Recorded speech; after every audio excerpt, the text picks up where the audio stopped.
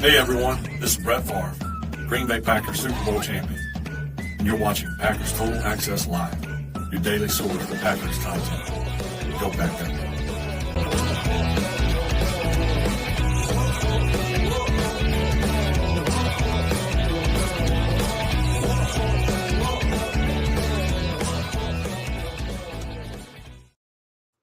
What's up, guys? Welcome into Packers Total Access. My name is Clayton. You can check us out on packernet.com. Find me on Twitter at Packers_access. Email us PackersTotalAccess@gmail.com. You can text us 865-658-5824. Can't believe I got through that intro without laughing. How are we doing tonight, boys?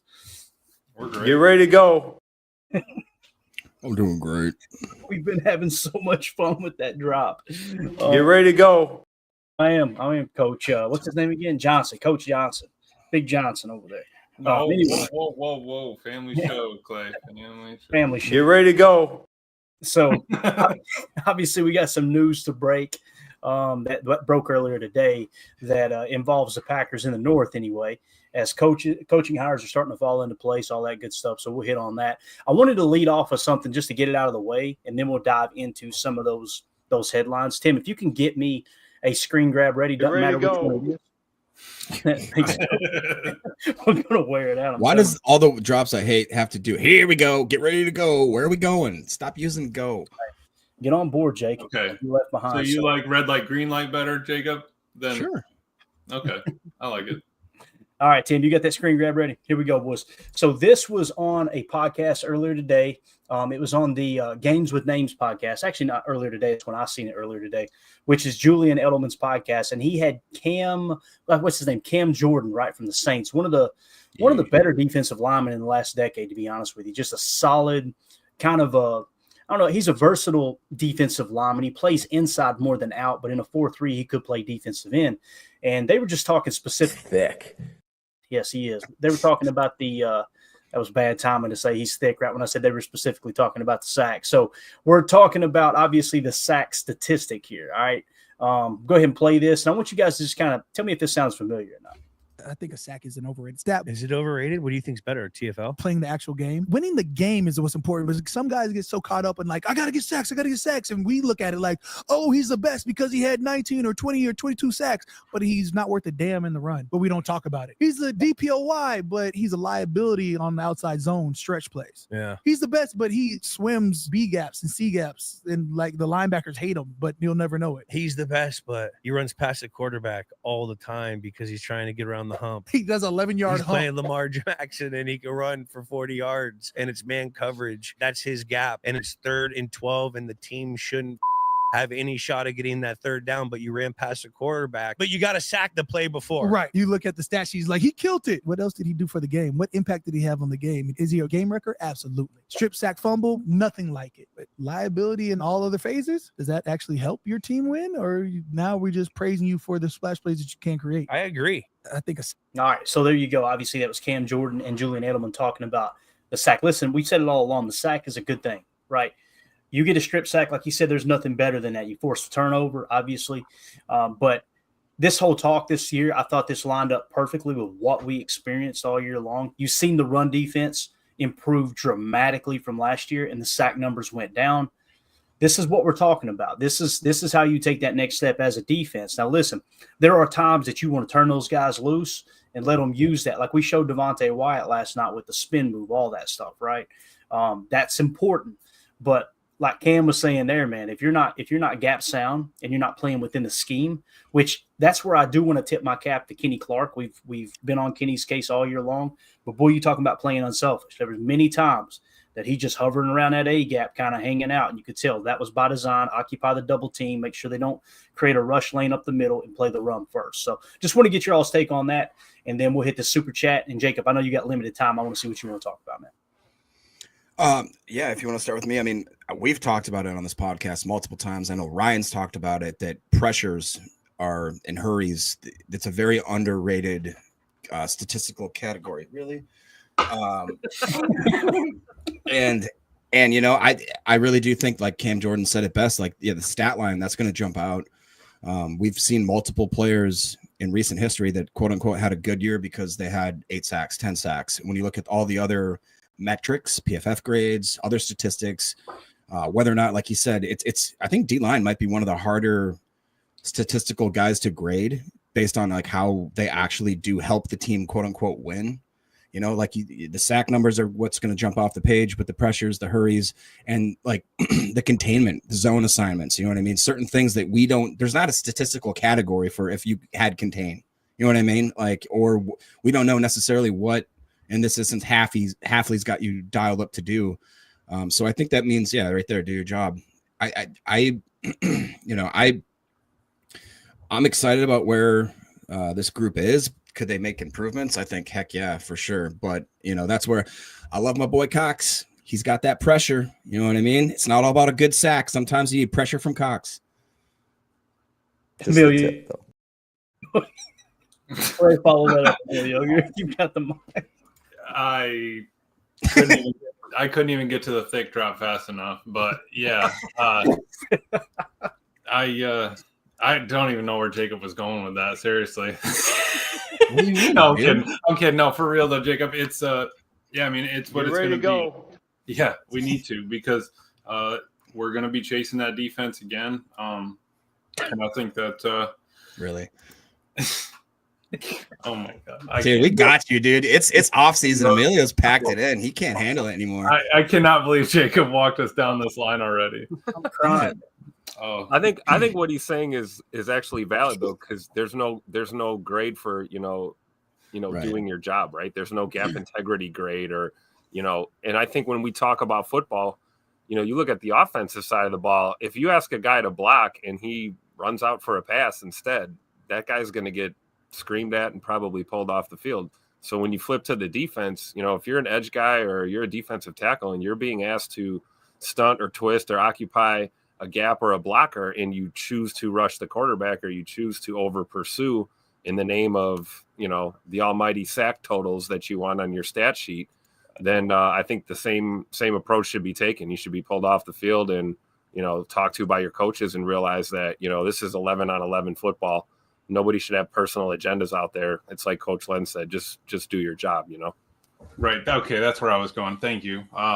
So it's really hard to put the run defense grade into a stat. You know what I mean? So like when you're out there playing 60 snaps a game, 40, 50, 60 snaps, you get 4 tackles, but you filled every single C gap when you were told, you stunted. You do. When we do our TT stunts and you're unselfish and you throw your shoulder into someone's hip and try to knock 3 guys out of the line just so your boy can get a sack, that's the stuff you can't get on a stat sheet. There's no way to track that unless you're watching the tape. So that's the kind of stuff I think that can slip through the cracks, and that maybe you're checking out hurries and sacks, and maybe you just need to, either check tape or, figure out a way for you to track it yourself. Yeah, definitely. And again, I just wanted to play it because it's a guy who's played in the league for a very, very long time, played unselfishly within different schemes there, obviously with Dennis Allen, and before that with Greg Williams, and been very, very successful at the pro level. So I just thought it was important. Let's hit this super chat. Well, actually, before we hit that, let's hit these last ones in regard to that. Ari Ironminer, definitely need more pressure when we need it. Twofold, help the guys out in the back. Pressure, pick, coverage, sack, right? Don't we say that a lot? And listen, sacks are good. Don't take this the wrong way. It's just you got to understand when people's numbers go down. In this case, everybody's sack numbers went down this year. The answer is always on the tape. The problem is most people are too lazy to dig through the tape and find the answer. They just want to find the hot button answer, and we won't name drop any Twitter accounts that do that on a regular basis, but they know it gets interaction. Just like the Christian Watson situation always gets interaction.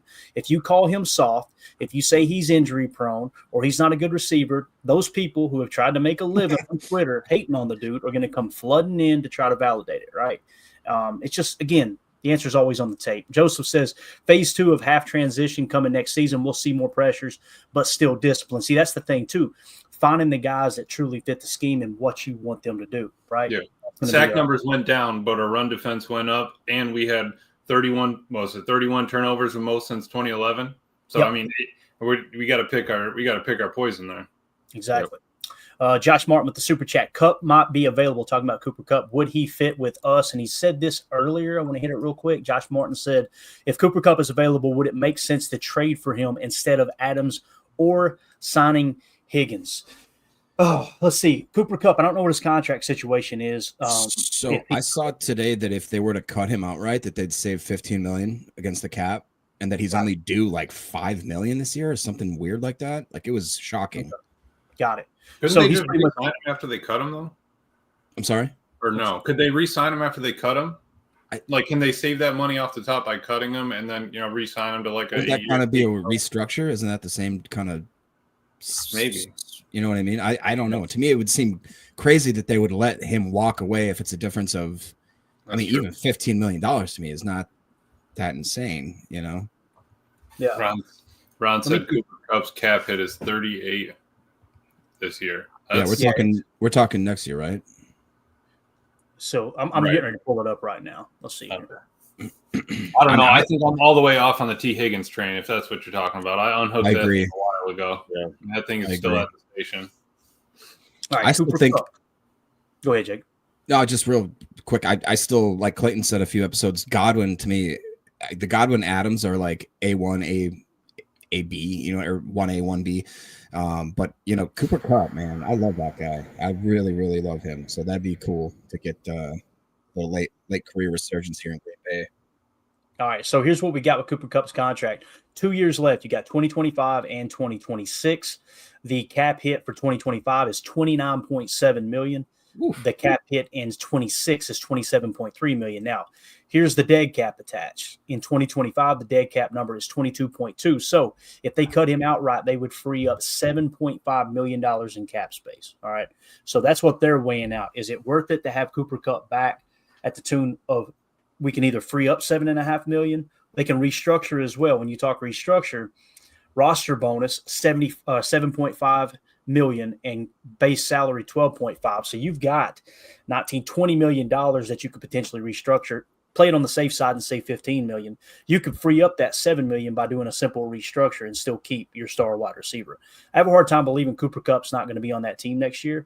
We'd have to look at kind of what's his injuries been like, this and that. But if we were to trade for him, what would essentially happen is we would be responsible for the base salary of $12.5 million along with the roster bonus of $7.5 million, which would make it right at $20 million is the ways I would understand that. Because any money that's already been paid out in guaranteed form, which would be signing bonus proration and restructure proration, all those would still lie with the Rams under that cap hit number. Basically, all that accelerates if he is traded. Now, if you do a post-June 1 type deal, there's some other things that might come into play a little bit, but that's really the most realistic numbers right there. If it's me and you're saying, okay, you can trade for Cooper Kupp, right, and you'll be on the hook for $20 million next year against the cap.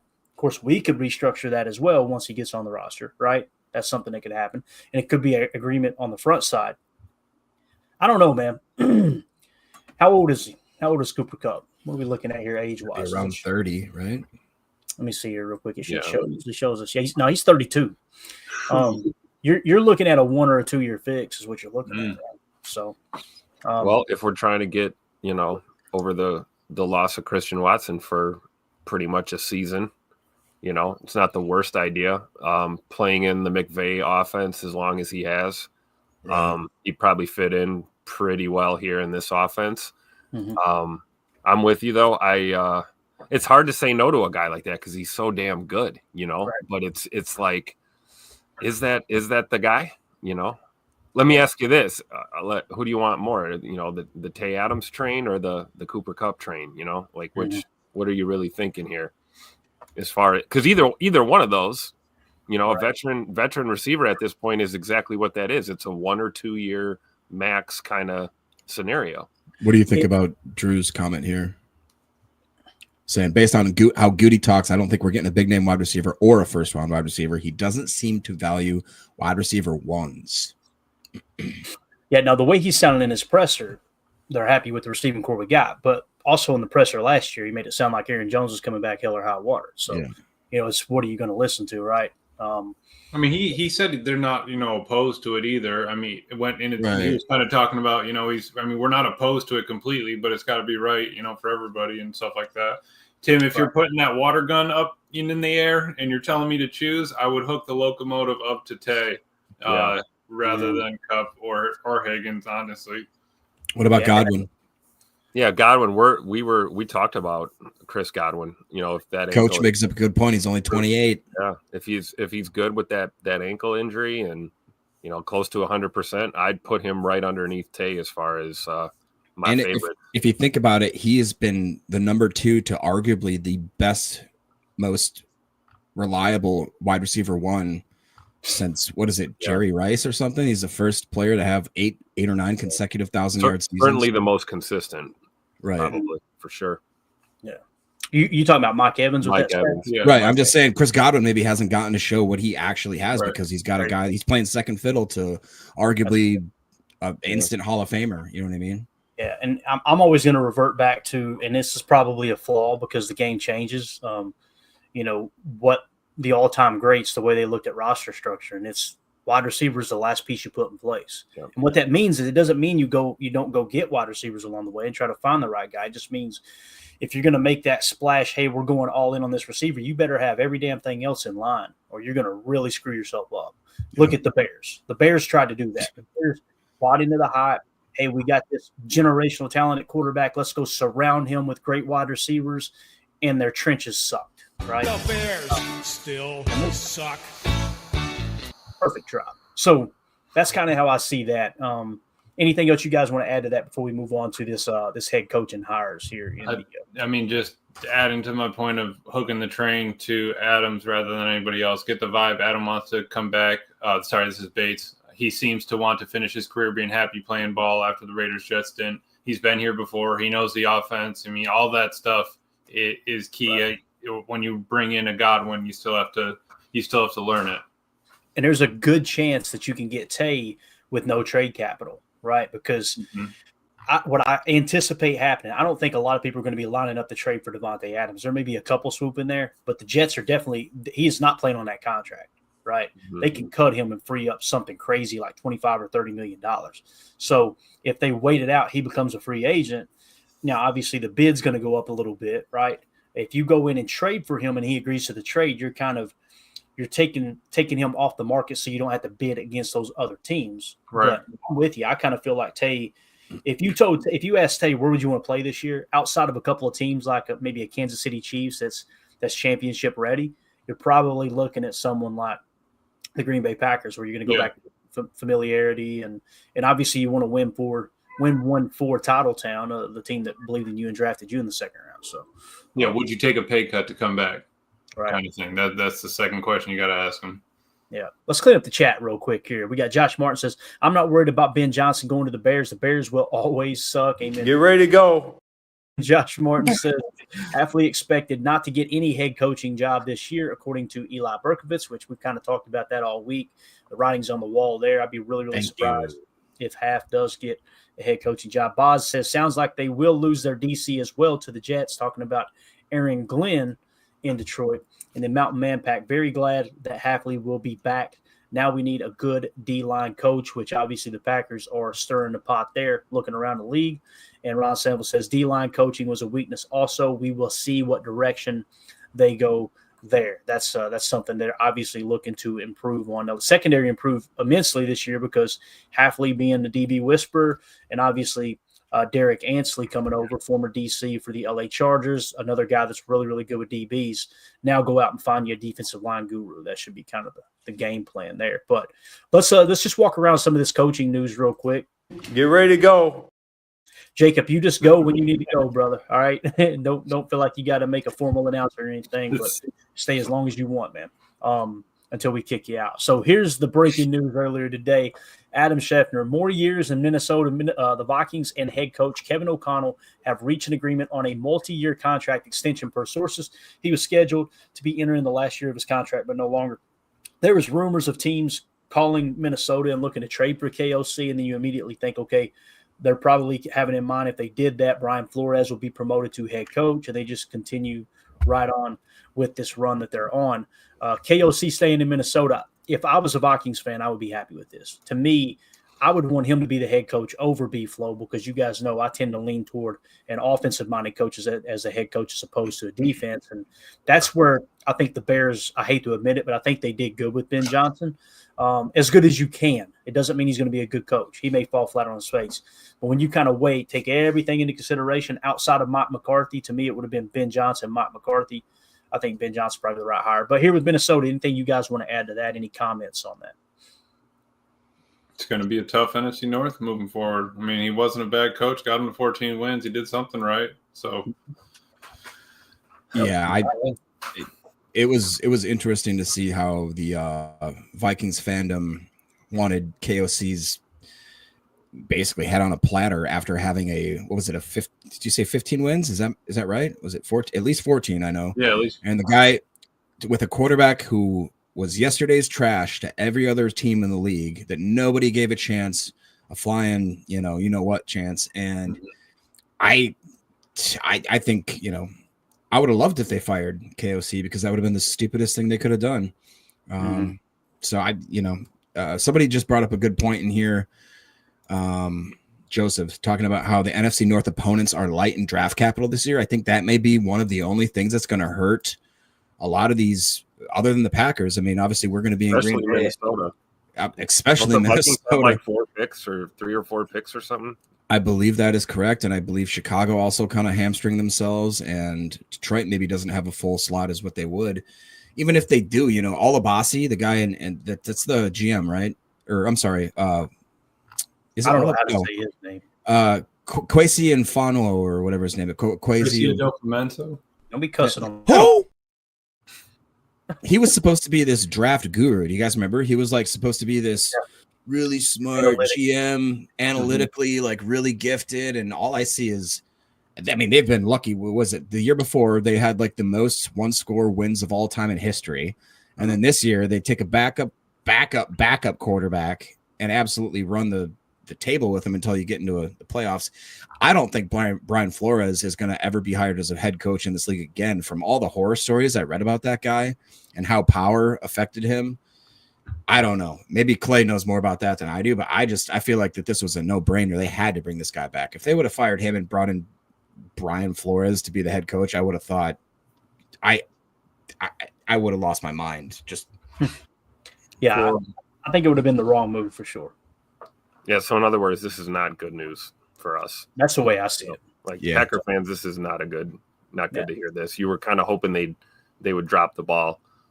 But we'll see what happens to his staff, though. Like we said, could be changing of the guard and a lot of those position coaches and coordinators. So, but KOC is clearly a well-respected and highly qualified coach. So, like Emilio said, man, the North, if anything, with these shifts, the North just got even more competitive than it was this year. Yeah. J. Cole in the chat says, I can see Minnesota drafting Ashton Gianti. I can see that. Boy, that would be wild to think about him in the backfield and have obviously those wide receivers going deep. Emilio, we've been working on this draft board. Some would say it's the greatest draft board in PTA history, right? We're putting together a mega draft board. It's big, it's beautiful. It is. What people are saying.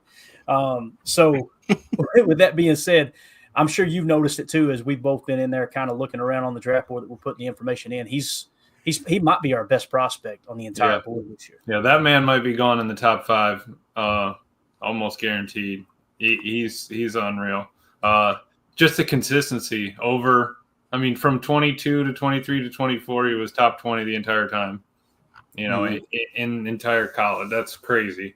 Dude put up unreal numbers. He's fast. He can block. He's got hands. All that. Block. He can block. Thank you. I'm not saying he's the best blocker, but I mean, he might be. He might be the best blocker. Let's move on to the Ben Johnson hire. You may or may not have seen this come across the wire. You out of here, Jacob?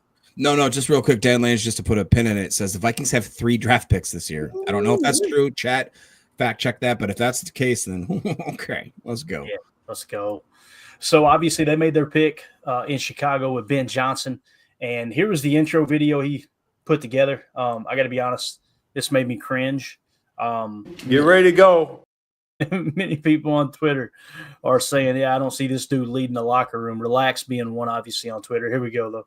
All right, Bears Nation, get ready to go. Beyond fired up to be here. This is exciting times. Cannot wait to get to work. Bear down, baby. All right, Bears. Still suck. Right. He looks like if Voldemort mated with one of those albino cats. Yeah. The hairless albino cats. That's what he looks like, man. It was just strange. It was, I don't know. Am I the only one that got kind of like weird? And you guys know, I've been, the guy has 1,000. There's the line of the night. Put a pin in it. Yeah. So obviously that gives us this wonderful new drop that we've got. We get it in audio. Get ready form, to go. right? And we've also got, this is probably my favorite. Tim, let's show them the remix we put together earlier. Let's play the remix. Key it up for me. I'll take care of Ben Johnson here. All right. Let's celebrate the awkwardness of their new head coach, man. I just need a little background anytime you're ready. Oh, get ready to crank it, Tim. I heard Get ready to go. Get ready to go. There it is. Get ready to go. Get ready to go. Get ready to go.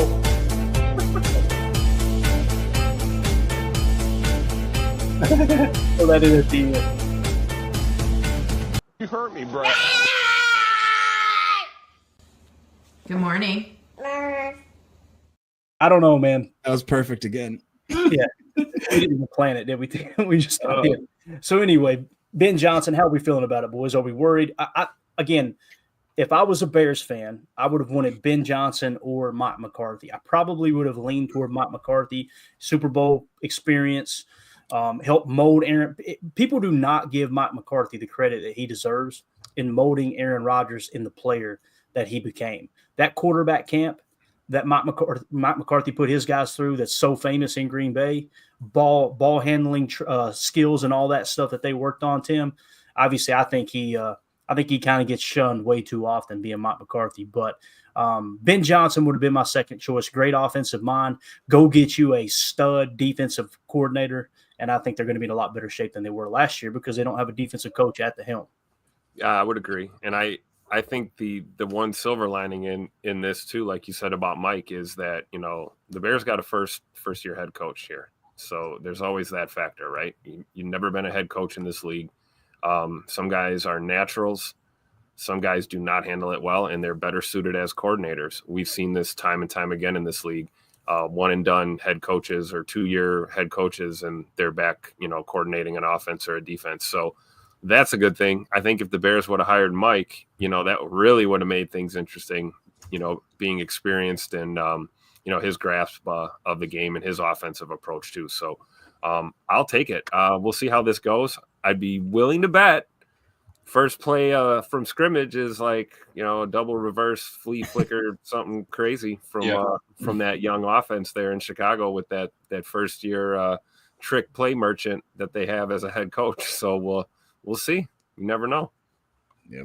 That's it. I was going to say, I like Jason Wise' point here. Question is, will Caleb Zigo actually allow him to follow the game plan? A lot of his sacks came from him seeming to think he can make it play whenever he wanted. I think that's going to be an issue. And it's kind of, I mean, Matt ran into the same thing, right? He's an offensive coach. All right, he's got to also handle the defense, handle the special teams, handle the players. He's got to give the halftime speeches. He's got to give, you know, get ready to go. And I don't know if I'm ready to go after that. I mean, he might as well keep a headset on the whole time. It makes it look a little bit better when he's got the big ear thing on.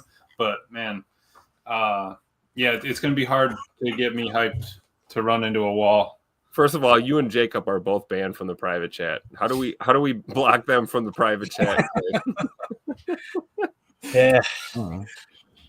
Anyway, go ahead. I don't start it. I just respond. You know, it is true. Most of the time, that is true. It's Emilio. Anything you want to add to that, Jacob? No, I mean, no, I'm good. You guys basically covered it. So here's the problem I have with Caleb. Man, Emilio really rerouted you there big time, didn't he? That's awesome. He jammed you at the line. So the thing with, and it's getting noticed more and more as we get into the offseason now, people going back watching the tape. This is the same exact thing you've seen at USC with Caleb Williams. He's not reading the defense. He's not playing within a scheme.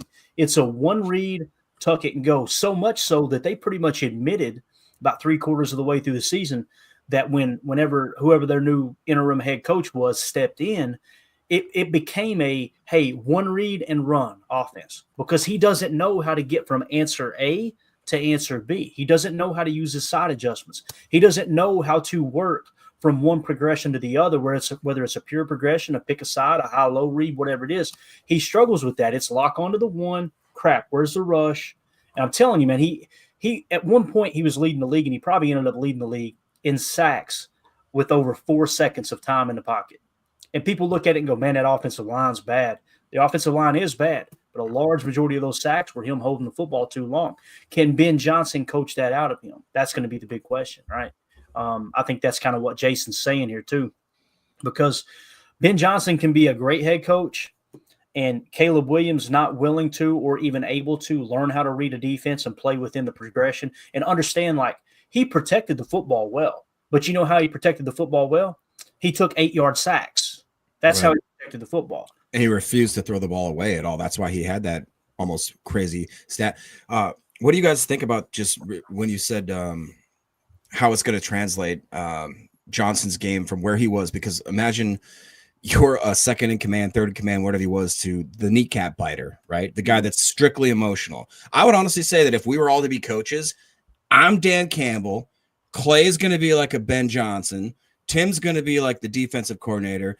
Emilio's the water boy. But I'm just saying, like, that dynamic, honestly, he's been so used to having another guy be the rah-rah guy, and he's like more of the X's and O's analytical kind of dissector type. Do you see him being able to walk into Chicago and just all of a sudden being able to be, one, the analytical X's and O's, you know, kind of the Matt LaFleur of the offense type, at the same time trying to be the leader of men, you know what I mean? Like the inspirational type, because that is a unique talent that a lot of guys don't have. Mm-hmm. And usually it's dedicated to absolute psychos and ex-players. You know what I mean? Emilio, you listen to Lombardi's podcast all the time. He calls them play callers, right? There's play callers and there's head coaches. Head coach is totally different than just being a play caller. Matt LaFleur, in my opinion, has struggled to be a head coach, but he's such a damn good play caller, schemer, and understanding exactly how to attack a defense that he can overcome that, maybe not making those decisions on the fly, and damn sure not being able to keep his emotions in check at times, because that does trickle down within the organization, within the team. There's no two ways about that. But Emilio, you've heard that 1,000 times from Michael Lombardi. I think that's exactly what Jacob's pointing out. Ben Johnson may be a better head coach than a coordinator. That's possible. Yep, right. But more times than not, these guys get in there and they just, where's my call sheet? Where's my call sheet? Like he calls Kellen Moore joystick. Ben Johnson's past the joystick level, I would say, but we have no idea if he can lead. And I think Joseph was asking earlier, does Matt LaFleur do that either? At first, maybe not. You know, he had a real rough opening. It was, oh shucks, Matt LaFleur for the longest time, right? So that could also, he could build into that. Ben Johnson could.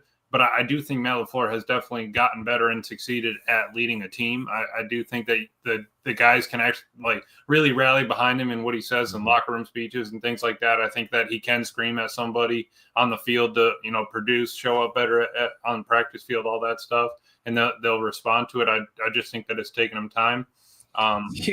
It does. It takes time. I agree with that. And, you know, we know the Bears, if it doesn't work out right away, they're going to cut and run. And it's going to be time to fire someone and bring someone else in. But, you know, good news for Bears fans. I mean, you only got to get 6 wins in 2025 and you've had an improvement. So, I mean, the bar's not super high there. I think they're just looking for someone to kind of right the ship a little bit and, you know, I don't know, point the dumpster away from the fire for a change, maybe.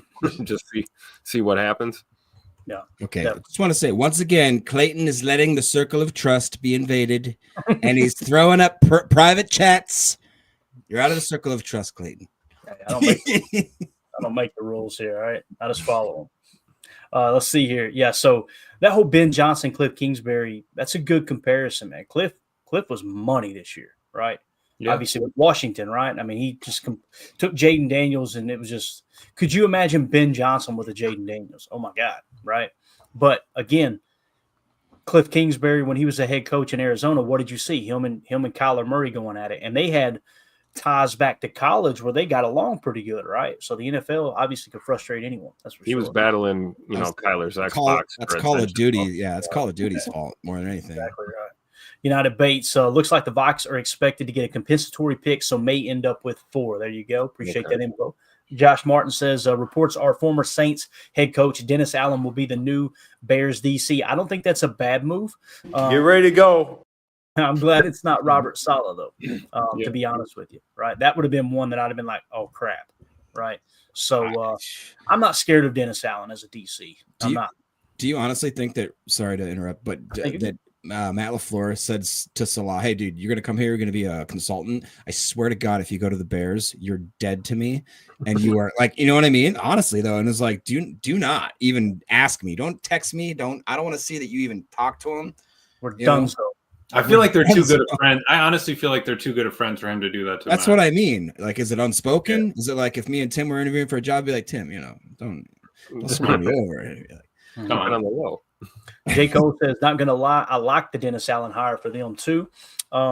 He's a veteran coach. He's had success in the league as a DC. There's no two ways about that. So much so that he got promoted to the head coach when Sean Payton decided to quit on that team, right? So Chris in the chat, good news for us. Poles is still the GM. Amen to that.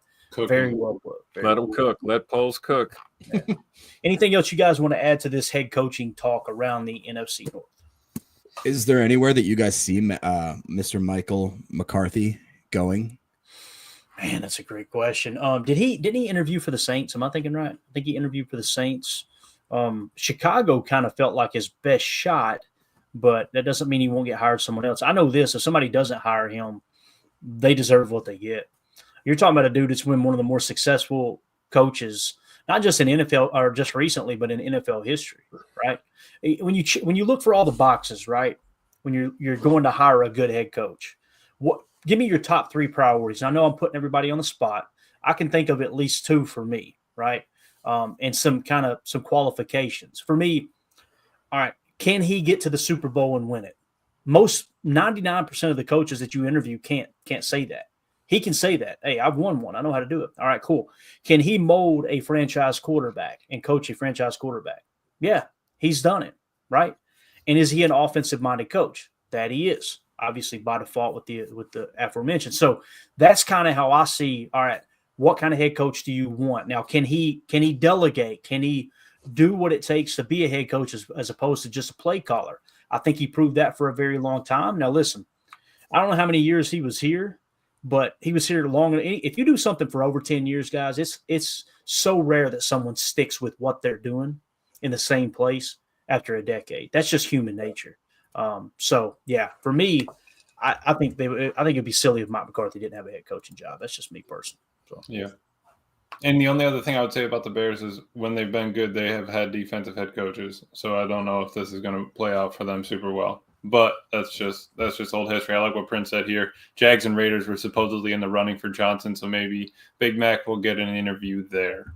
Emilio, to what you just said, I believe I could be fact checked, but I am almost 95% sure that I read or heard on a podcast that the Bears have never once in their history promoted an offensive coordinator to the head coach position. Really? That has always been either a defensive minded person or it's been an outside hire or something. An outside hire, somebody that was a lateral type move. So I'm almost 100% positive. And it was the Athletics podcast. Yeah. I trust actually for them. So if that's the truth, then that does scare me a little bit. And it does also make me think like, how stupid is the Bears front office to think like, oh, what's the one thing we haven't done in the whole history of our franchise? Should we try it? No. Get ready to go. Tim, what did you have? And you were going to say something there, man. Oh, I was just going to say that I know it's kind of an intangible, but, what I'd look for in a head coach is someone that, basically gets the guys to believe. You have to have them believing in whatever it is you're trying to install. Both sides of the ball, all 3 phases of the game. Everyone has to be bought in. So, can you inspire belief and faith in the message that you're delivering to that locker room, whether you're offensive minded or defensive minded as a head coach? Players, in this day and age, coaching is different than it was 10, 15, 20 years ago. Guys don't want to just be screamed at all the time and not know why they're being screamed at. So you got to find someone that can instill that belief and that faith in what you're doing. And, hopefully your guys perform. So I think that's kind of always a roll of the dice with a first-year head coach because they've never had that opportunity yet. Being a DC or an OC is one thing, but having all 53, under your control and getting them all bought in, that's a whole nother ball of wax for sure. Yeah, I'll tell you another spinoff of this coaching talk here. Is Deion going to end up with the Cowboys, boys? Yeah, think about that. You were talking about, hold on, before we do that, you were talking about McCarthy, and it triggered something in my head. I've heard Steelers fans saying that Tomlin's on the hot seat. Now, I know it sounds crazy, but Mike's a Pittsburgh guy. Okay. Mike McCarthy is a Ooh, Pittsburgh he guy. is. Yeah. Now, the only thing, so you would think like, oh, well, if there's a coaching vacancy in Pittsburgh, maybe they interview McCarthy. But like, do you think that would even happen? I don't think Tomlin's on the hot seat. I think Steelers fans are just kind of upset with how their year ended. Right. Yeah. To the best of my knowledge, that got tossed around a little bit. Like the Bears called Pittsburgh and wanted to trade for Tomlin. So if they were going to move on from Tomlin, I imagine they would have taken some draft capital for him. Right. That is so weird. I forget that they can trade. Yeah. So I think Tomlin is going to be there though. But this is pretty funny. Clay Harbor on Twitter just pulled it up here. He said Mike McCarthy needs Mike Tomlin's publicist. All right. And this is what he said. This is Mike McCarthy compared to Mike Tomlin. They both have coached for 18 years. They both have 12 playoff appearances. McCarthy has 8 divisional titles. Tomlin only has 7. McCarthy's playoff record is 11-11, and Tomlin's is 8-11. Well, so didn't McCarthy beat Tomlin in Super Bowl in 2010? He did. That is correct, sir. All right. So, and again, it is what it is. All right, so let's move it along here. As a matter of fact, let's go. So back to Deion in Dallas, though. I'm sorry I cut you off. You were saying Deion possibly going to the Dallas job. I was wondering about it because it was kind of feeling like, to me, it felt like Jerry Jones would go after someone that he could control, right? And that kind of felt like a Ben Johnson. But Ben Johnson probably looked at Dallas and said, hell no, I ain't going there, right? That's probably how that happened. So with that being said, who is Dallas going to hire? Like, who's the top candidate left that Jerry can go out there? Emilio, who comes to mind? Mike Vrabel.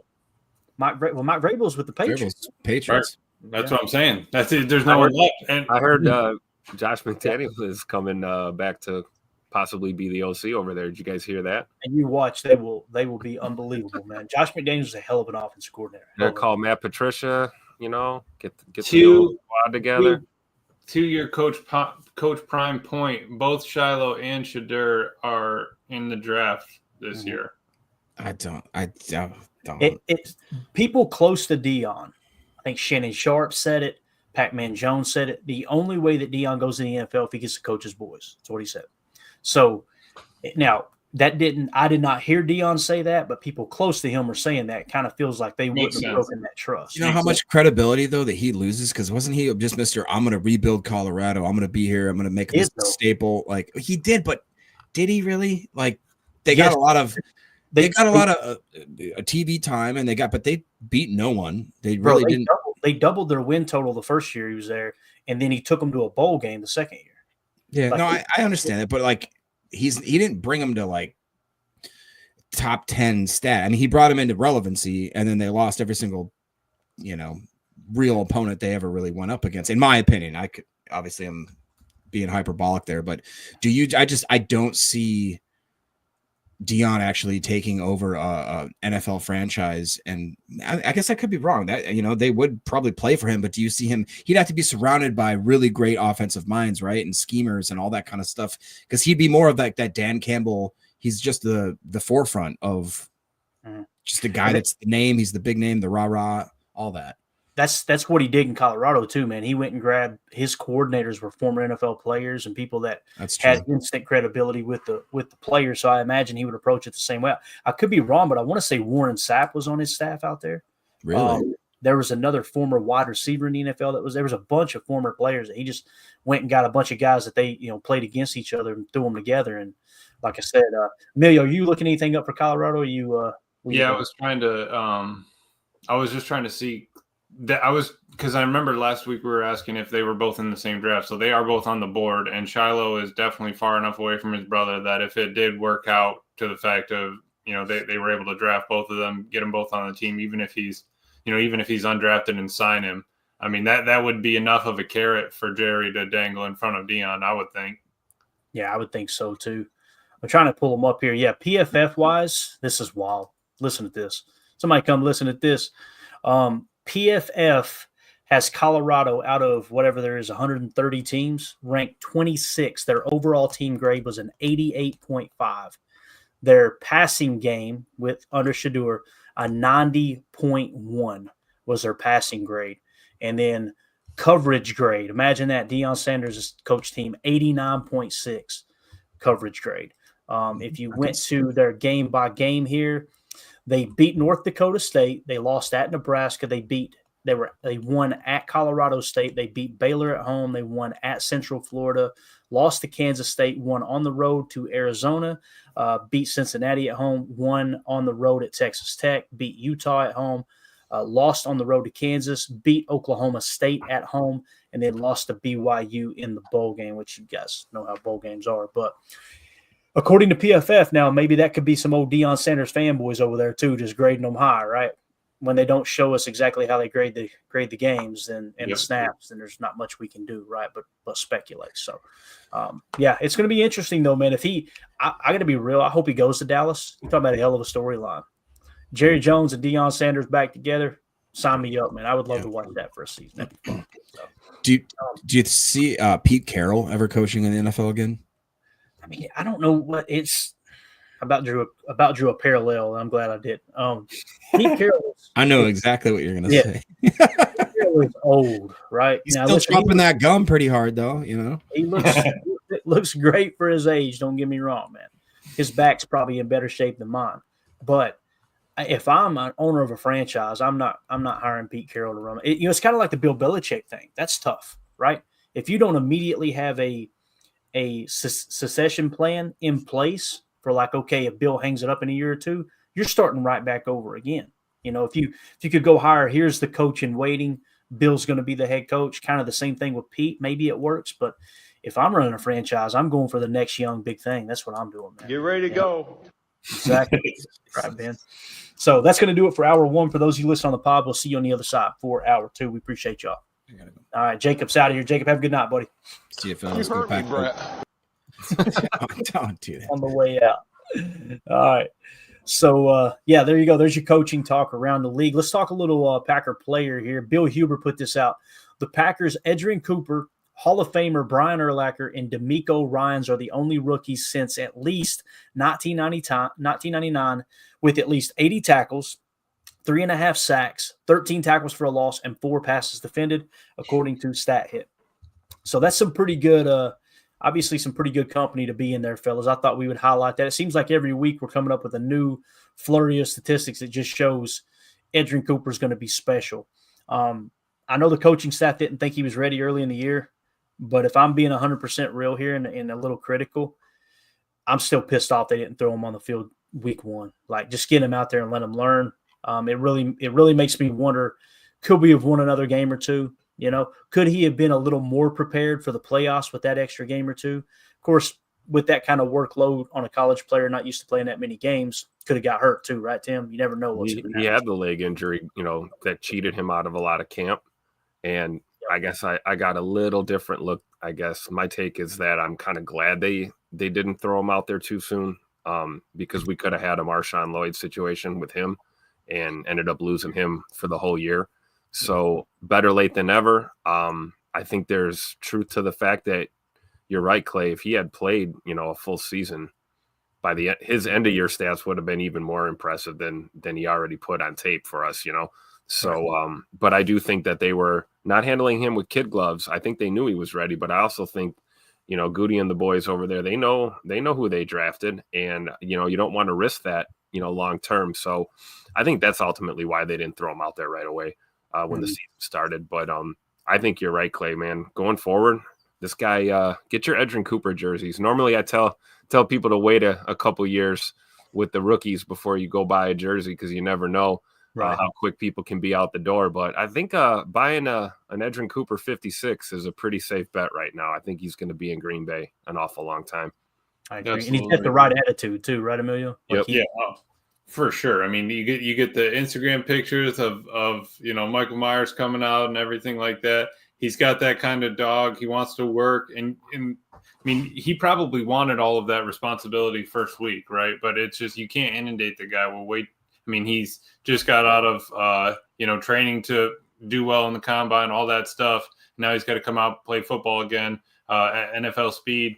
You get a lot of reps in practice, and in the preseason we were excited, and you kind of just got to build them up to it. You can't make that jump super fast. Let's dip the toes in the water before we do a cannonball. We don't know if there's a rock at the bottom, and I'm glad that we checked the floor before we sent them in, and we're good to go now. But yeah, that's really exciting to see that we have that kind of talent that we hit on in the draft, because we've been begging for some defensive. I mean, it's good for people to see, put stats to a visual, like, hey, he performed really well and we drafted him. We did good on defense, versus everyone kind of dogging on the rest of the D picks. So, it's awesome for Kupp. Yeah. And the big thing that sticks out to me here, Tim, is when you look at the players that are mentioned here with the comps, Brian Urlacher, he played in Chicago, right? What was he good at? They ran that Tampa 2 defense, him covering the seam, playing that kind of that match principle with the deep third center, right? And then D'Amico Ryans made his hay in San Francisco playing in this same very defense. So it's like the fact that that's the two players are the only rookies since 1999 to have these kind of stats, right? Or these specific stats. And it just so happens they both play in the same style of defense. And, oh, by the way, Halfley likes to run more Tampa 2 than anyone else in that coaching tree. It's just pretty wild how that lines up. I was going to say, it really just shows how, awesome it is that we drafted Kupp, because he ended up in Halfley's system here. The stars aligned, the timing was right. We had a changing of the guard, a change in system on the defensive side of the ball. You draft Cowboy Kupp, and here he is. The rest is history. But you're right. And it leads even more credence to what Halfley said day one when he got here, that he wanted to put players in their best position to be successful out there on the field. And you see it in how he utilizes edge Kupp. And every week we saw towards the end of the season, he was trying to unlock other attributes of his game. We even saw him on, lined up at edge a couple of times and pressuring off the outside. So, I don't think there's a ceiling for Edgerrin Cooper in this defense at all. Yeah, definitely. Moving along to another player that really stood out this year, obviously a huge free agent signing along with Xavier McKinney, was Josh Jacobs. PFF Green Bay Packers put out on Twitter, Josh Jacobs is just the second running back in the PFF era to have a single season with 90-plus rushing grade, 85-plus receiving grade, looking back at the 2024 free agent running back class. So, again, just the second running back in the PFF era to have a single season with a 90-plus rushing grade and an 85-plus receiving grade. Obviously, you got to credit Matt LaFleur here, Emilio, for utilizing him correctly, right? Absolutely. And that was something maybe the Raiders didn't do. They leaned on him a lot on the run game. Matt said, hey, Jacobs has hands. Let's use them. And I'm happy he did. I think we can dive a little bit more into screen games this next year if we can get the line, to hit those and all that. But I love that we were able to use him in the pass game, and kind of different than when we, Aaron Jones ran more wheel routes and fades and stuff like that. I like how we got the ball out to Jacobs kind of in space in the backfield and let him do the work. We saw that he's had over 1,000 yards after contact. The dude doesn't need to be open in space 10 yards downfield. Just get the ball in his hands. Yeah, definitely. Anything else to add to the Josh Jacobs statistic here, fellas? Anything else? No, I think Emilio was spot on. All right. Let's move it along here. Some other news that cracked here earlier. We were kind of talking about it before we get to the creepy video there again of Ben Johnson that we tweeted out. Green Bay continued to interview for their vacant defensive line coaching vacancy. Jonathan Jones on Twitter at JJones9. I think he's got like over 50,000 followers. So I'm assuming this is an accurate report. The Packers interviewed Eric Washington for their vacant defensive line coach position. Sources tell NFL on CBS. Washington served as the Bears defensive coordinator this past season and was with the Bills for 4 seasons before that.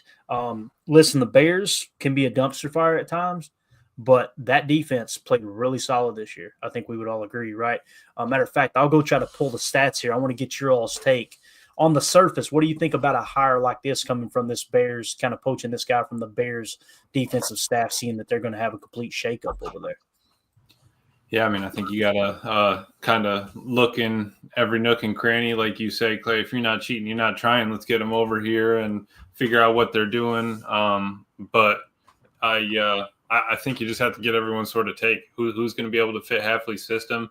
You know, if Hafley knows he's going to be great or he has the skills he wants him to have to teach the team, all right, let's go with it. You know, I'm not going to be mad at the dude just because he was at the at the Bears and all that. So I'm for it, man. If he's for it.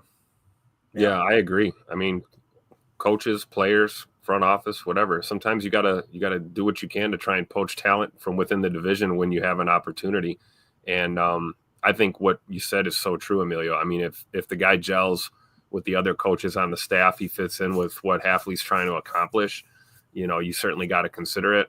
I'm still holding out hope for Coach Ogabasi possibly getting a promotion, but you know, there's no reason to believe that's going to happen. I just like the fact that the Packers are not rushing into this, no pun intended.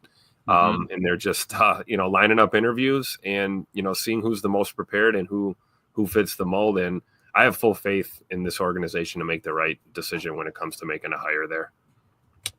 Got it. Yeah. And digging in here, boys, I thought Chicago's defense played way better than they actually did. Man, they're 17th in points per game in scoring, and they're in the bottom half in rushing yards per attempt, passing yards per pass attempt, overall defense yards per play. They were in the bottom third, really the bottom quarter, to be honest with you. Trying to look at their takeaways per game, see if that's something that stood out. It did. They were not in takeaways, so they were top 10 in takeaways. But other than that, they were pretty mediocre. So that doesn't mean that Eric Washington wouldn't be a good defensive line coach. It's just that kind of surprised me a little bit. Am I wrong there? Did you guys feel like Chicago had a better defense than those numbers? At times, it looked that way. Yeah, and certainly against us in that first game at times, Right, and to think, I mean, you're talking Bills 4 seasons before that. How much do you like Sean McDermott? You know what I mean? Right. How much do you think he learned and picked up from him as a head coach and other guys there? So, and I think the Bills have done a decent job with their D-line with not super big household names or, a dominant 3-tech or anything like that. So that kind of gets me excited, looking back that far. Yep. Yeah, for sure. All right, so there you go. J. Cole says Aaron Whitecotton should be hired. Is that the guy from the Jets? Am I thinking right, fellas? Yeah. Yep. That was the first interview, right? I think it was. Yeah, it seems like it was. Yeah. So we'll see how that shakes out. Now, one other thing I wanted to talk about, if it's good with you guys, do you guys have a topic you want to hit on before we shift gears into some potential free agent signings? Anything? We should go. Yeah, free agents. Let's do it. Because one of the things that we really keyed in on, and I keyed in on specifically, was all right, at the top of the free agent market, you got money to spend. Where do we want to add a piece here or there? Then I started combing through and going, okay, who are some players that maybe are a little less popular in terms of whether you want to sign them or not, right? So here is a short list of players that I thought, that wouldn't be a bad signing for the right price. All right, so let's just go down it here. Calais Campbell, you guys remember, second-round pick. I think he was drafted in Baltimore, if I remember correctly. No, actually Arizona. 2008. Isn't that crazy? He is 38 years old, and you go, no way, I don't want him on my team. Look at this, boys. He did it again. Look at the numbers. This is crazy. 82.3 PFF grade, 616 snaps. 80 the year before, 79, 80, 74, 90, 90, 91, 91, 84, 82, 75, 76, 74. He obviously signed with Miami this year. I believe it was Miami. Played for the Miami Dolphins, where he just wanted to go try to win a freaking ring, right? This is a dude, if he can perform in the 70s, according to PFF, and you just kind of generalize that where that play would be, he would be our best interior defensive lineman this year, right? Yep. I want to get your all's take on it because to me, if someone had said, hey, Clayton, you want to sign a 38-year-old defensive lineman for a year to try to plug a gap, I would go, you're crazy. But when you look at his production, man, I mean, how can you argue with that, right? He's basically been the same player since 2014. I mean, you're talking the last 10, 11 seasons, he's been the same dude. The only thing I see there, just looking at the PFF grades, is he seems to have slipped in his tackle grade the last probably 5 years or so. If you scroll down, you can see the tackle grade's kind of a little low. But again, we're not necessarily looking for that. Like you just said, we're looking for him to, stuff a gap, get in the way, be a menace in the middle. I don't know.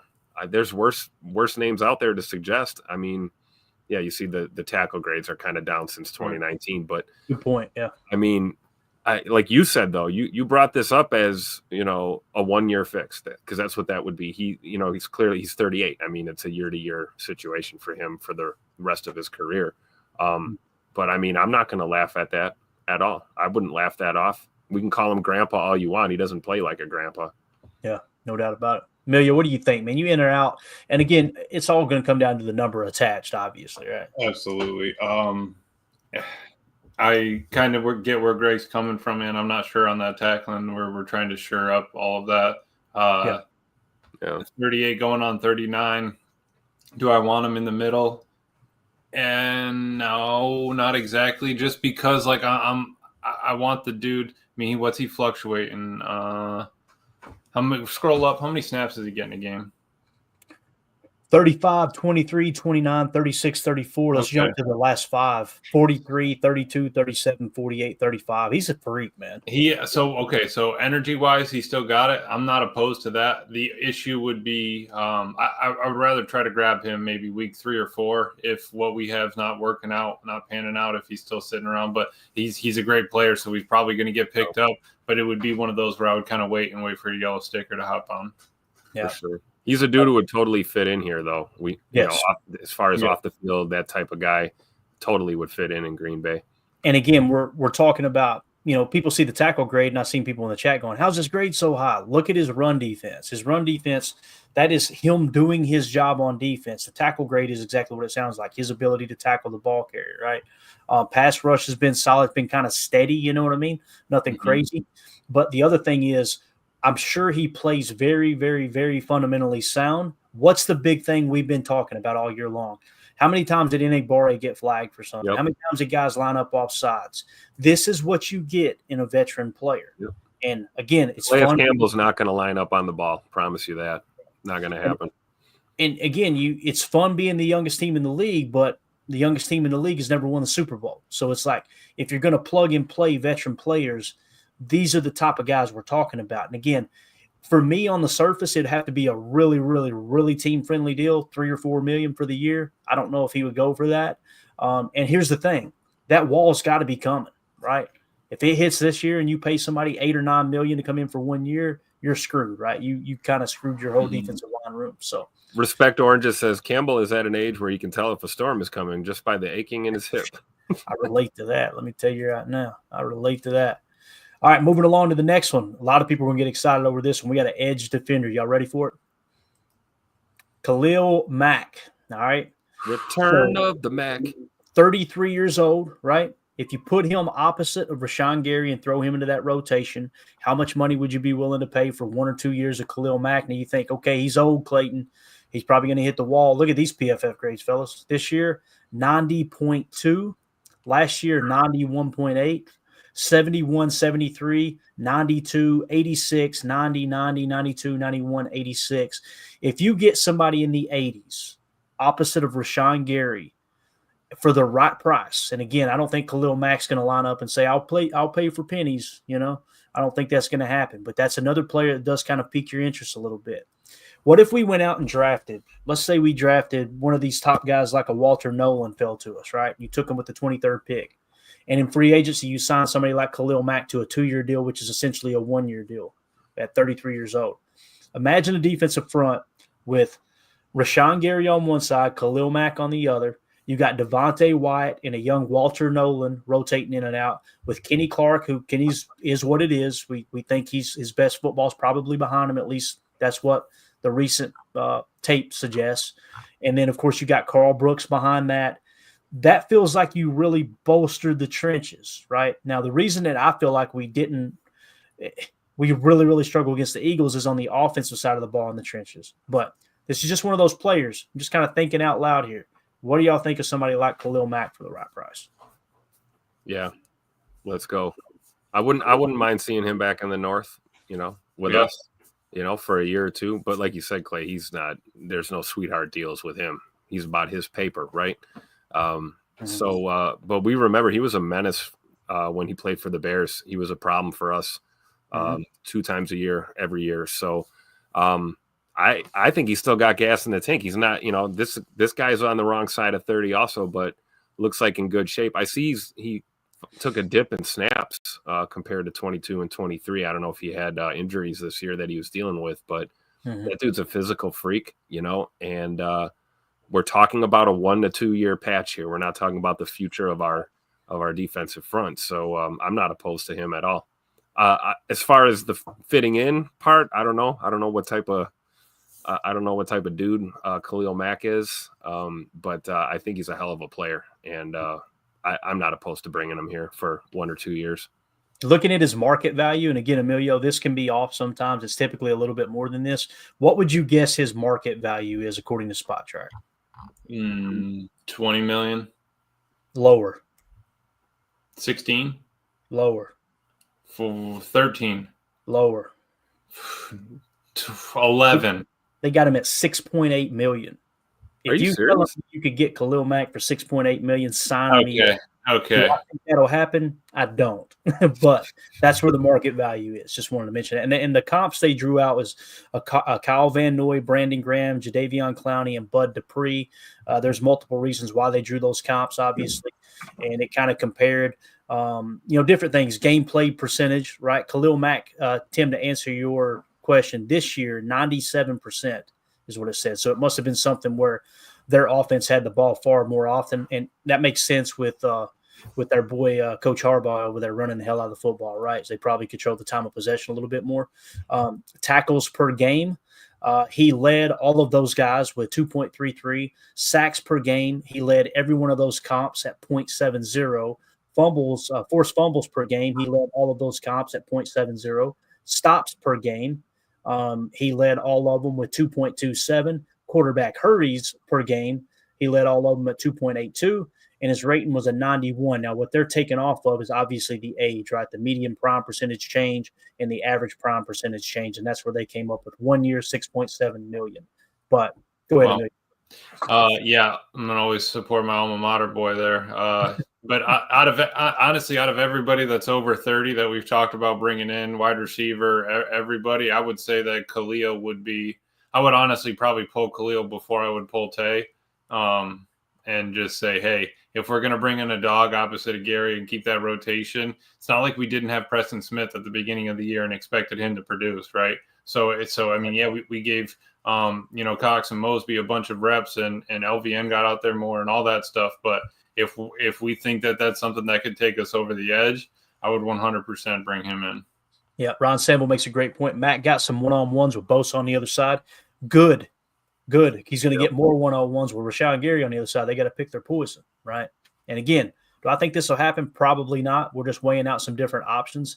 This is the time to do this before free agency gets cranked up here in, I don't know, about another month, right? So did Ansley coach him? J. Cole said. It's a great question. Yes, he would have. 2022, right. Yep, he would have coached him for 2 years, I believe, 22 and 23. Yep. So there is a connection. Might be a little recruiting there. Don't know. And I mean, and CJN said, isn't age with Matt going to come into play at some point? Definitely. But I would rather take 6 years, 7 years younger on Khalil than you were with Calais Campbell. Nothing against Campbell, but I'm just saying, like, I would, if we're going to spend that kind of money on a 3-tech, I would need one a little younger. If we're going to pull 8 or 9 million to an edge, I mean, we had Preston out there at the beginning of the season. We can't forget that. Yeah. Ron Sanville says Mack is talking retirement. Hey, well, maybe he changes his mind if you go, hey, you want to win a Super Bowl? He's still chasing. That's it, too. He's still chasing a ring, right? Mm-hmm. Yeah, he is. There ain't nobody. He damn sure didn't win one with Chicago. We know that. Hell, Vegas. Nope. So played with Vegas. Obviously, it was Oakland or Los Angeles, whoever at the time. So he didn't win one there. Yeah, he hasn't won one yet. So get ready to go. If you're going to take a discount, now watch the Chiefs swoop in and get him. He finished with 12 sacks next year. Yep. Could it be the Bobby this year? Exactly. All right, let's move on to the next one. Zach Bond. You guys have heard that name this year, right? Zach Bond is 28 years old. He's set to be a free agent. Will the Eagles re-sign him? We'll see, right? But he's third-round pick, obviously, out of New Orleans. He was drafted in 2020. This year, had a pretty decent year as he finished with a PFF grade of 90.2. Now, that was obviously his best year, but he did play the majority or the most snaps in his career with 1,075 this year. I think I looked it up earlier, too, where he lined up alignment snaps. So he was in the box, 740 snaps. He was on the defensive line, 157 snaps. He played the slot, 172. He was a very versatile type linebacker. I don't think they blitzed him much. I want to say they dropped him into coverage most of the time. And look at what we got here, boys, a 91.5. Now, listen, let's be honest. One of these does not belong, right, guys? And that's the Vic Fangio effect. Look at his PFF grade, 65, 44, 50, 71. He gets with Fangio, jumps to a 90. Funny how that works out when you get a good veteran coach like that. So I'm going to go see if I can pull his market on the surface. What do you guys think about our boy Zach Bond here? I think there is a 99.9% chance that the Eagles re-sign him. I agree. Hell of a player. I don't see them letting him go. I don't know, though. Be interesting. I'm sure there's going to be a hell of a bidding war, for him. But I think Philly's going to do what it takes to keep him around. Yeah, his performance on the field this year definitely kept him around. But if we were to sign him or try to go after him, I feel like it would kind of be it could be the reverse Campbell sort of situation. Where you go out and reach for a guy that played well that year. Maybe he gives you one decent year to 72 or 75 or something, and then he could fall right off. And him being young, we would expect him to play for 3-4 years. So I'm not sure on that one. Yeah, and his calculated market value is set at $9.7 million. 2 years, $19.4 million, average annual salary of $9.7. That's where they've got him listed at. So you could get him, if they're saying you could get him at $10 million, to me, I'm a little more hesitant on this one because chances are he's going to revert back to those old grades, right? And if you overpay for that 1 year of production, that would suck, right? If you give him a 3-year deal, you stuck with him for 2 years and you kind of stumble. And also, where's he going to play? You're taking Quay off the field to put this guy on the field, and we know Goody loves him. I think we're looking for more of a linebacker with $3 to $4 million range that you can get a really good deal on to plug and play as your third backer in that 4-3, or like we said, maybe draft a couple of them to fill that void. I still hope Eric Wilson comes back on a minimal contract, and then you go and add one more. I wouldn't be upset if they went after Bond. I think there's too many things that point to he's going to be back with the Eagles, and I don't think the Packers will be willing to overpay for him. So. All right. Yep. All right. So there's Zach Bond. Let's move on to the next one. And again, we're kind of digging deep here. I just wanted to do our due diligence in free agency, as we've already hit kind of the top guys that we think that the Packers should go after.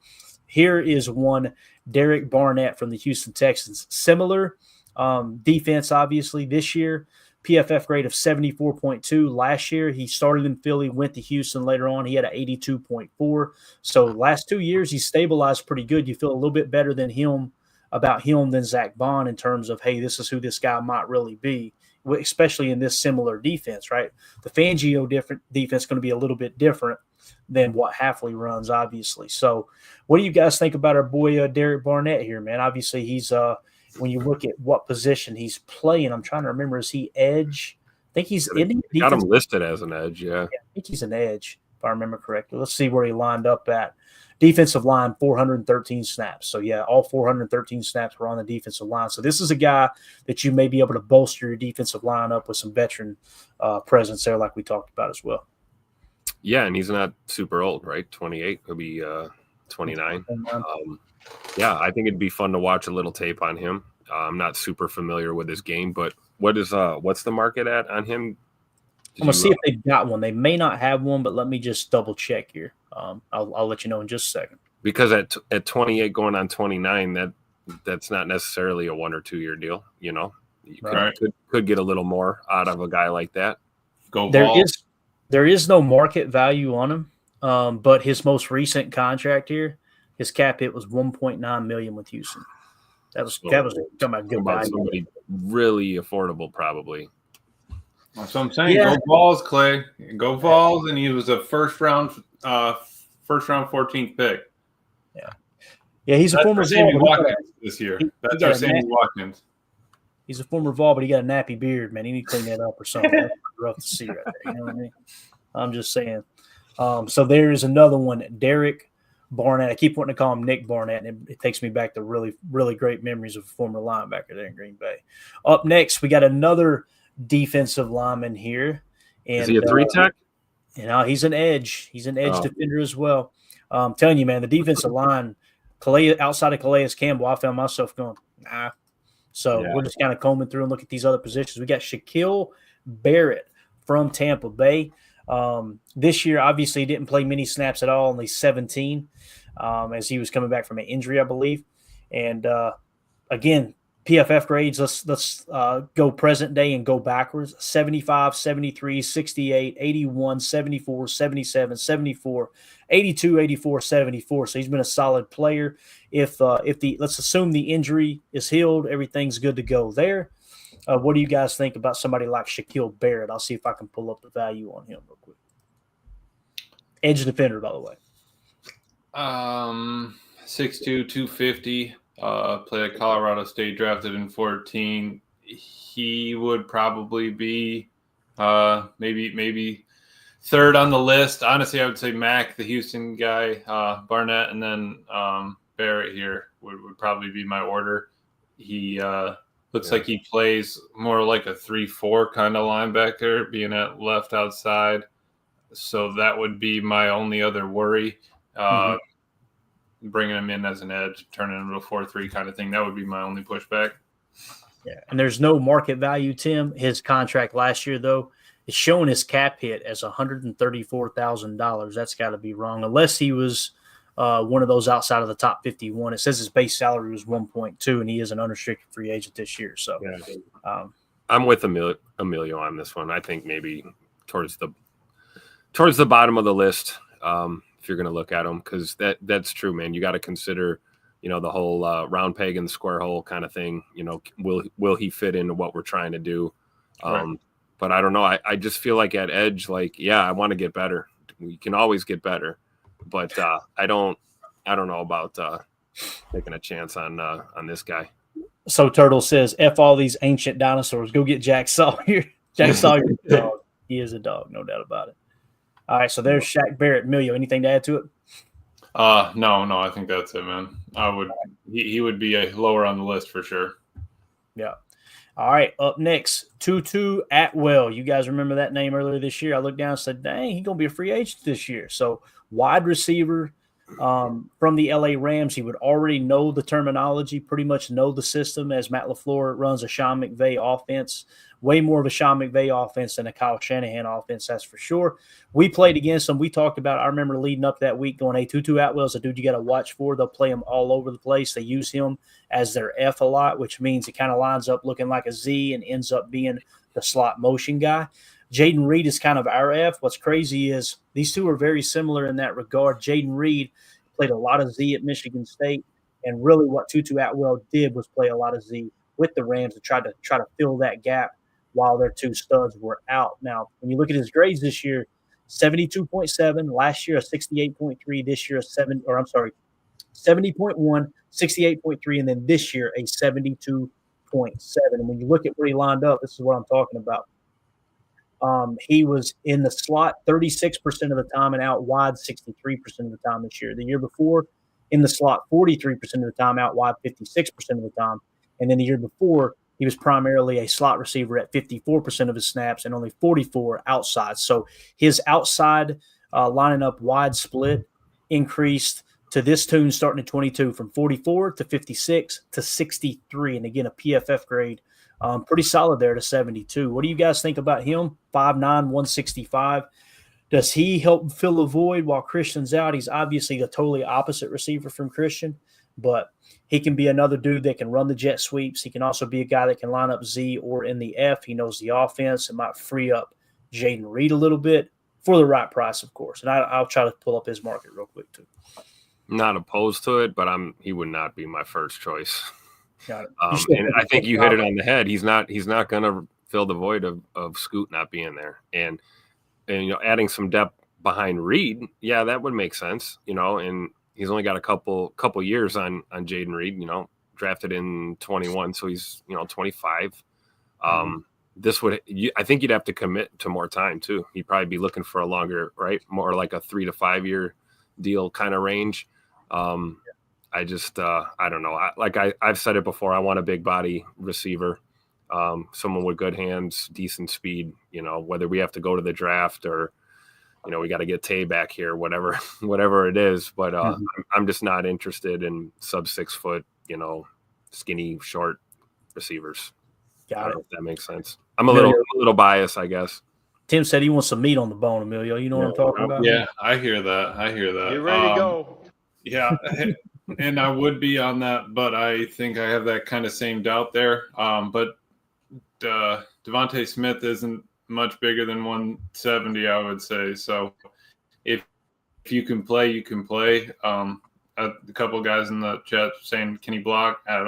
I think that I'm not sure if he was the one that they kind of moved in motion and, had him fill the C gap, but that's going to be key for anybody that comes onto this team. I would just say that him being a small slot guy, don't see that leaning towards where we were going with Tucker Kraft and another tight end, Musgrave, and trying to go heavy. I just don't see that fitting in. Yeah, as Coach Lynn says here, it says he's 165, which means he's 150. Shaking my head. There you go. I know that's right, man. So 2-2 Atwell won. We don't have a market value on him. Obviously, that's kind of hard to judge there. He finished the year with 580 yards on 43 receptions. So 580, he'll probably land somewhere between the $2 to $4 million a year range, something like that. And again, I think he's going to have a limited market for the very reason that Tim and Emilio both said, like an undersized receiver. It's not like every team can use that, right? So definitely the case. Now, I think there's a chance he lands a gig with San Francisco, the LA Rams, the Miami Dolphins, and potentially the Packers for the right price. So just keep that in mind. Last one here, another wide receiver. His name is Tim Patrick. Again, we're combing the bottom of the barrel here, boys. We're scraping the bottom of the barrel. Who is out there? All right. Now, Tim, look at this, sir. 6'4", 212. Looks like a receiver. Okay. He's thick. He is thick. All right. Here's what we got PFF wise. All right. First of all, he's 31 years old. This would just be a 1 or a 2 year stopgap here, right? PFF wise, 66.8 this year. 71 last year, 74 the year before that, 66 the year before that, and his rookie year was a 60. So obviously he's not one of these dudes that's just going to go out there and light it up. Probably won't have much of a market at all. This is one of those dudes you could bring in as a veteran to help the wide receiver core, 6'4", 212. Thick. Could play a goon, right? Get in there and block a little bit. But again, you look at the wide receiver room, what you got to ask yourself is, who are you taking off the field to put Tim Patrick out there? Are you taking Dobbs off the field? No. Are you taking Jaden Reed off the field? No. Are you taking Tay Wicks off the field? I don't think the coaches are, but I can see where an argument can be made there for him to play that role that Scoot did if his run blocking is good enough. Let's take a look at his run blocking. 58, 50, 84, 56, 54, 30, 61, 84, 73, 75, 58, 65, 60, 56, 71, 54, and 70. So his run block as a receiver ended up being 64.9. The other thing I noticed here too, boys, no penalties, none whatsoever. That's a positive. If you're in there blocking and blocking pretty effectively most of the year, right, that you didn't get called for a single hold or illegal procedure or crackback or anything like that. I don't know, man. Might be worth taking a shot on for the right price. I don't know. I'm with Respect Oranges. It's Tay or no one. Yep. Probably going to be nobody then, boys. Yeah, I think I'm complaining about the drops. All right, I don't want to hear it. Go ahead, Emilio. Well, we were last in the league this past year, so we can't get worse than that in drops. So I'm honestly fine leaving all those trains at the station unless we're hooking up to Tay. I really don't want any of them. Yeah, for me, it's Tay or Chris Godwin, Tim. That's where I'm at, man. If you go after one, right? I agree. Because if you ask yourself that question again, who are you? let me ask you, who are you taking off the field for Tay or Chris Godwin? Okay, would you take Romeo Doubs off the field for Tay or Chris Godwin? I would. I would. Would you take Jaden Reed off the field for one of those two guys? That's tough because he's a slot, right? And then we're going to be in 11 a lot. Right. Would you take Tay Wicks off the field for one of those two dudes? Yeah. I would too. Hey, yeah. Yeah. So that, to me, makes it worth it to go get someone like a Tay or a Chris Godwin. It really does. Now, the problem with Chris Godwin, is he going to get in there and do that, what you need him to do with that close Z split, where you want him in there blocking like Christian Watson? That'll probably be used strategically for people like Malik Heath, someone like that, right, to get in there and try to do the dirty work. I could see that. But, again, the reason we wanted to do this is because we talked about kind of the upper echelon free agents. I went through and tried to comb through some of these key positions where we feel like we've got needs, and that's all I got for you. I wish I had better news. That's it. I could help.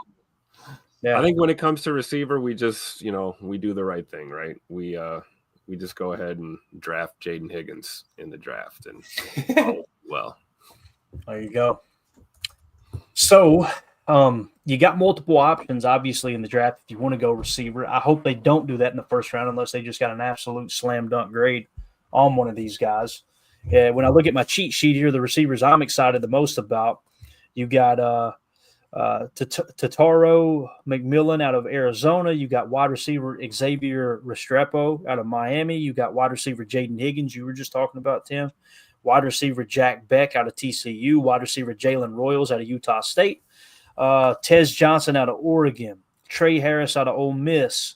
Nick Nash out of San Jose State. Jalen Noel out of Iowa State. Torrey Horton out of Colorado State. Pat Bryant out of Illinois. Ricky Watt out of UNLV. Elijah Badger out of Florida. Joey Hobart out of Texas State. And LeJontay Wester out of Colorado. What that tells you is you've got a bunch of different options. Probably going to be drafting a receiver this year. I personally don't think it'll be in the first round. I think Goody's going to make one of his patent second or third round wide receiver picks. And don't be surprised if you look up next year and go, damn, this boy pretty good at football. Maybe we can deep dive some of those outside of the top 100 receivers or something. Because I got a couple names on my list that I thought, being further into the draft, maybe third, fourth, fifth round, that might be on the board. Maybe we could go over some of those prospects, because I mean, a lot of those guys that we mentioned right now are probably going to be gone first or second round for sure. So if Goody doesn't pull the trigger in the second round on a receiver, what are our options, rounds 3 through 7 kind of approach. Yeah, I'm seeing this a lot in the chat. I want to get your all's take, and we'll wrap up with this. Fred McFarley, don't be surprised if Romeo Doubs retires, boys. Randy Cleavers, Watson won't be ready, and Doubs might retire. Needs someone. I'm seeing Doubs might retire. Has somebody reported that? Is somebody saying something? Am I missing anything here? I have not seen any reports at all. Are you guys? I just caught the ball. Are you guys just saying like, hey, he may retire because of the concussion, or have you heard something? Please specify in the chat. Oh my God! Did they really just? I can't tell if he's being serious or not. Should we put that? Everybody's laughing, so I don't know if it's serious or not. What do we? Fred McFarley. Yeah, I said he's serious. Okay, so hold up. Now Wow. let me handle this, Tim. Oh. Fred McFarley, please hear me out here, sir. I need you to call into the show right now. No, I'm just kidding. Is he saying he has a source, or is that just his opinion? This is your opinion. It's a fact. What movie? Days of Thunder. No, My Cousin Vinny. Come on, unbelievable. So, yeah, everybody says they may not let him play because of liability. Okay, who is saying this other than the guy you mentioned that? So, it is sourced. Fred McFarley says there is a source. It's an unnamed source. It's an unnamed one, though. Yeah, okay, got it. All right, so there's – Go ahead, ready to go. I can't read it, Mario. Fred McFarley says it's his wife's hairdresser that the source came from. It's a lot of the knot, dude. Oh man, So Turtle says Cap. I'm with you. Is it possible? I guess Home MD1 says, well, I'm a doctor, so He's limited right now. He's going to be limited until preseason. That broke me up, boys. I'm just telling you right now. Anything else we got? Are we good here? Is this show sucked enough for everybody tonight? I don't know. Maybe we could just make up some more stuff to speculate on, right? Got any more wild ideas? Any more anonymously sourced factoids? No, not here. Hey, I'll tell you this. Put it this way. You want my take on the whole thing? Tua's still playing football.